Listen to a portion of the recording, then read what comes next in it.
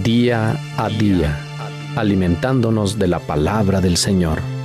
En la voz de Monseñor Enrique Díaz, fortalezcamos nuestra fe. Seamos testigos de Jesús vivo y resucitado. Aliméntame,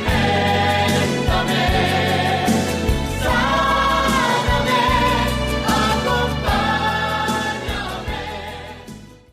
acompáñame. 9 de noviembre. Hoy celebramos la dedicación de la Basílica de San Juan de Letrán. Escuchemos el Evangelio según San Juan, capítulo 2, versículos del 13 al 22. Cuando se acercaba la Pascua de los judíos, Jesús llegó a Jerusalén y encontró en el templo a los vendedores de bueyes, ovejas y palomas, y a los cambistas con sus mesas. Entonces hizo un látigo de cordeles y los echó del templo con todo y sus ovejas y bueyes. A los cambistas les volcó las mesas y les tiró al suelo las monedas, y a los que vendían palomas les dijo: quiten todo de aquí y no conviertan en un mercado la casa de mi Padre.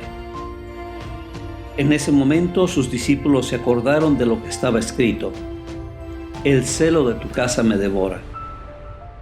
Después intervinieron los judíos para preguntarle: ¿qué señal nos das de que tienes autoridad para actuar así? Jesús les respondió: destruyan este templo y en 3 días lo reconstruiré. Replicaron los judíos: 46 años se ha llevado la construcción del templo, ¿y tú lo vas a levantar en 3 días? Pero él hablaba del templo de su cuerpo. Por eso, cuando resucitó Jesús de entre los muertos, se acordaron sus discípulos de que había dicho aquello, y creyeron en la Escritura y en las palabras que Jesús había dicho. Palabra del Señor. Dicen que los extremos tocan, y esto lo podemos constatar en la apreciación que tenemos de nuestro cuerpo. Por una parte, se exalta el cuerpo hasta la saciedad, se hacen concursos, se buscan miles de recetas para tenerlo en forma, para cuidarlo y embellecerlo. Pero al mismo tiempo parecemos embellecerlo y despreciarlo, tomarlo solamente como objeto de placer, al despreciar a las personas por su cuerpo. Este día, al celebrar la dedicación de la Basílica de Letrán, las lecturas nos insisten en la importancia de cada uno de nosotros, ya que somos templos de Dios, afirma San Pablo en su carta a los Corintios. ¿Cómo cuidamos nuestro cuerpo? Si reconociéramos esta dignidad y lo tratáramos como templo del Señor, seguramente cambiaría la apreciación que tenemos de nuestro cuerpo y del cuerpo de los demás.